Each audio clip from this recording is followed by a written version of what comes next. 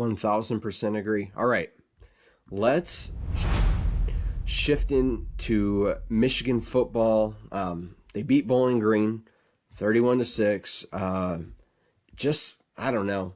I'm trying to get a pulse, Brandon, how you feel about this team. Obviously, J.J. McCarthy had arguably the worst game of his career here at Michigan. I mean, you can argue the TCU game because of the 2 pick sixes and having it being in the college football playoff. I get that. But just from like beginning to end and, going to throw the ball away out of bounds and not throwing it far enough to get picked off. I mean, just a sloppy game. And now Big Ten play opens up. Time to put your big boy pants on. Rutgers, physical team.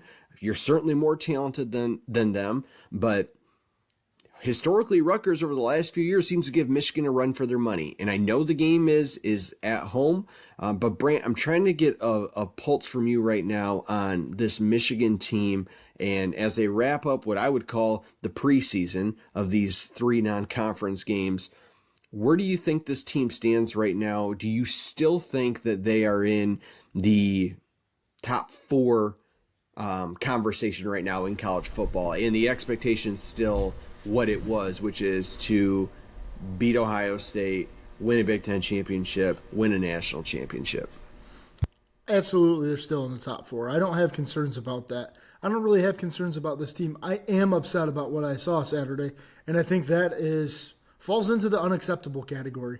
I saw no fire. I saw no passion. I saw a bunch of guys out there that, Dave, did it look like they wanted to be there? I guess to me it looked like, hey, we have to go out there tonight and we have to play. We get it. And then all of a sudden you're in a 14-6 game at half. And then that's when you start looking around and you start to press a little bit. And I think we saw some of that. And the coaching staffs, I think, are in this weird position where they want to have everybody done by the third quarter, so the fourth quarter is kind of a joke. Well, we kind of bled into the fourth quarter, and we didn't see what we wanted to with the starters anyway, Dave. And so I think this has been mismanagement. I think it's been a little bit of because Jim Harbaugh hasn't been there. And I go back to the preseason, well, before the season began, Dave, I had said, I don't like the fact that we're going to use 4 different head coaches in 3 games. I don't think that was the good call. I know that you were kind of on the other side, like, let's see what each one of these guys have. No, I would rather have one voice, one guy making decisions on, hey, I'm going to play these guys until then. It's my call. Everybody else kind of fall in line. I don't know. I didn't love that. And I think what we saw on Saturday night was kind of a culmination of that. Where is the JJ leadership? Because if he's going to be our leader, Dave, I didn't see the fire from him that I needed to see. I know it's Bowling Green, but you only get 12 of these. It's a showcase every time you go out there. I don't care who you are playing, but okay. So the one, Dave, you're right. He didn't make it far enough out of bounds, so it got intercepted. Embarrassing throw, really. I want to talk about the one he threw to Cornelius Johnson where Roman Wilson was clearly wide open. That was a bad play from JJ. Like, he needs to get criticized for that, and he needs to clean that sort of stuff up. And he needs to be upset with himself, and I don't think I saw that really enough. Or maybe, Blake seemed to be consoling him when it felt like someone needed to go over to him and be like, yo, get it together, dude. Because he made the play after that. There was a play where he scored a touchdown, but Dave, both of us can agree that should have probably been an interception. Like, that was another bad play by JJ, and I don't think if anybody was getting through to him or he didn't have his pregame meditation routine down, whatever it was, that was not it. And if you play like that against Rutgers, you will either be in overtime or you will lose. Like, I'm straight up with it. Like, if JJ throws 3 interceptions, you will lose to Rutgers. I'm convinced of that. That is, I know that probably sounds hot take-ish, but don't trot that effort out there on Saturday and expect to win. Yeah, well, Brayton, you saw it across college football. It wasn't just Michigan. I mean, Georgia did not look good. Alabama, but they're playing South Carolina. Like, right. At least they're playing another. I know. It's just Bowling Green is unacceptable to have that performance. 1,000%. My what I was going to say is it was a weird week for college football. I feel like Michigan, this team, for as loaded as they are with talent, and we haven't seen them fully healthy yet, and we might not. I really don't know when we're going to see, if we're going to see Rod Moore, when Will Johnson's going to not play 4 snaps and some weird, I don't understand that. But this team is, although winning these games, and you can laugh at the fact, like, why are we getting mad about 20, 30-point wins or them, because they didn't cover the spread. It's not that. It's kind of what you're talking about. Like, they're just missing, like, that swag that they have had. Like, that energy, and the big house was, like, pumping, man. They got the new LED lights. They're singing Mr. Brights. I mean, what an environment.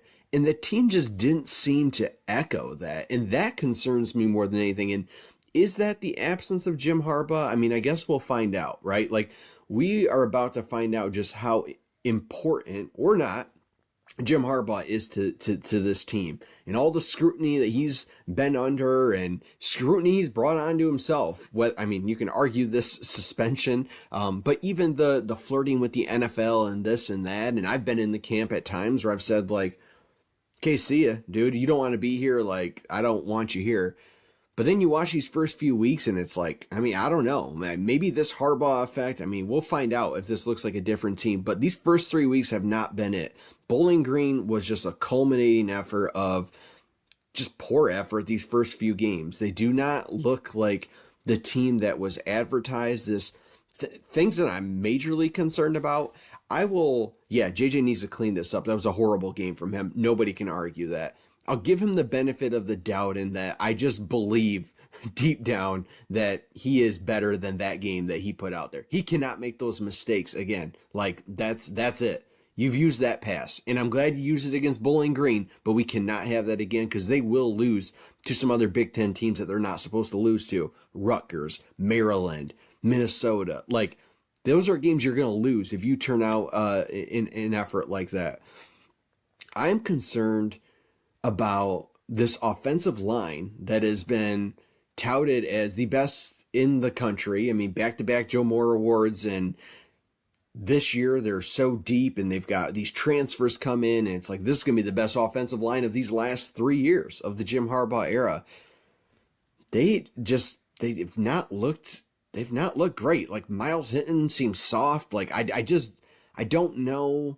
I don't know what's going on with the offensive line, but you would think by week 3 you would start to clean that up. Like, I don't love that we have not seen a clean game from that O-line, and we're heading into, we've now played 25% of the season, right? Like, that is 3 of the 12 games have been played. Like, it's time for things to start clicking. Because I am starting to get concerned. I am, especially when you want to go and even play a team like Penn State, who's going to play you really physical. I mean, you may not be worried about them or whatever, but like, this O-line was supposed to be it. I think this defense is good. I'm not super concerned about the defense outside of the injuries, but the O-line's a huge question mark. Brant, what's going on with Donovan Edwards? I love the Don. He's had a horrible year. He does not look like himself. I know it's 3 games. The burst doesn't seem there. He's not breaking the runs that he did last year. I said last week, like, I don't think he just got worse from last year, but when you go out and start talking in the offseason about changing the game at the running back position and this and that, like, dude, can you back that up, please? Like, we need you right now, and if there were games to get things going or to boost that resume, probably in these first 3 weeks of the season. Now, Blake Corum, a positive is he looked better to me against Bowling Green. It almost seems like each game he's getting a little bit of that shiftiness back, a little bit of that burst back, looks a little bit more like Blake Corum, and so that has me optimistic. But man, they need Donovan Edwards in whatever role that is. Whether it's a wide receiver or part-time running back, whatever, they need him to step up. A lot left to be desired. They got to get Colson Loveland involved. I mean, he's, in my opinion, one of the top tight ends in the country. True sophomore. Like, it just hasn't looked good. And I don't know if it's like Sharon Moore is doing too much. He's like doing the head coach stuff, but he's also in charge of the O-line and the play That's where calling. I don't get it. I don't understand why we're doing that. Like, that seemed like, why are you putting all that on his plate to do that?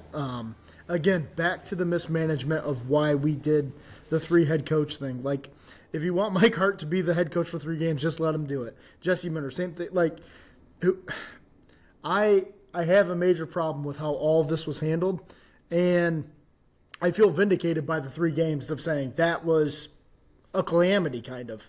Like, it turned out to be, what's going on with Donovan Edwards? We can't get an answer. He doesn't look like he's focused or something. Like, Dave, I know he hasn't just gotten worse, so maybe it's a mental thing with him, and maybe Blake coming back has kind of played havoc with his mindset. I get that, but someone needs to get into his ear and be like, hey, you're going to get your reps. It's fine. If it wasn't Blake Corum, it was going to be Stokes taking the reps from you or somebody else. You know what I mean? So it's just like somebody needs to get inside his head and figure out maybe what's going on.